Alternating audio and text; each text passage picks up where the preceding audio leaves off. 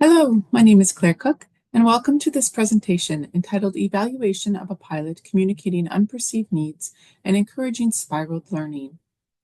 This is a talk about a pilot project undertaken by the NASM University Continuing Education and Professional Development Office. Before we go any further, I would like to disclose that I am currently an employee at NASMU, and my co-author, Lisa Kokani, is also an employee at NASMU. This project has not received any funding or in-kind support. Addressing unperceived needs, those learners may be unaware of, is foundational to effectively addressing gaps in continuing professional development. Unperceived needs pose particular challenges. On the planning side, it is often challenging for committees to identify unperceived needs and triangulate them with perceived needs. They are also often concerned that topics derived from unperceived needs will be of less interest to potential attendees and lead to less engagement. And indeed, learners may not recognize the relevance of topics that by definition they are not aware they need. A pilot in an interdisciplinary continuing professional development conference attempted to better communicate the unperceived needs underlying content selection and engage participant learning prior to session delivery.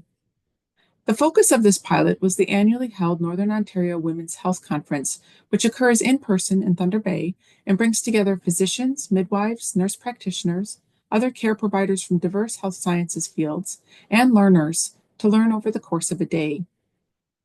The project started by selecting unperceived needs information related to each session. Speakers or facilitators were invited to share a resource related to their presentation.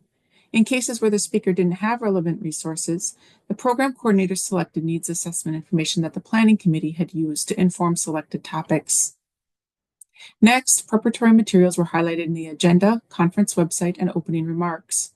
Participants were directed to a special section of the conference website where they could read journal articles or see specific data that illustrated why the topic was important for them to know about. The impact of this initiative was tracked through the evaluation process. For each session that had preparatory materials, participants were asked if they had engaged with the materials, with the answer options being yes, no, or didn't know about this. Yes responses triggered a follow-up open-ended question asking how the materials contributed to their learning. Data was compiled and analyzed in Excel. Qualitative comments were themed using content analysis. In 2024, 7 out of the 10 sessions had preparatory material. Evaluation response rates for these sessions were in line with overall evaluation response rates that we see in the office. And in the evaluation data, 200 out of 207 responses answered the targeted questions. Across these 7 sessions, 57 to 74% reported being aware of the resources, and of these, 12 to 76%, on average about 35%, reported accessing the resources. 47% added a comment on how the resources contributed to their learning. There were 3 major themes from these comments. First, the resources raised awareness of the educational issue, as program planners had hoped. Participants reported that it helped them identify their own learning needs, made them more sensitive to the issue, and provided background knowledge. A second theme was reinforcement of learning. Participants reported that they used this material to learn additional things about the topic, pre-prepare specific questions for the speaker, and solidify the learning in the session. The last theme was the usefulness of resources. Participants here noted that the material served as a refresher and that having these resources allows them to review and refer back to the information as needed.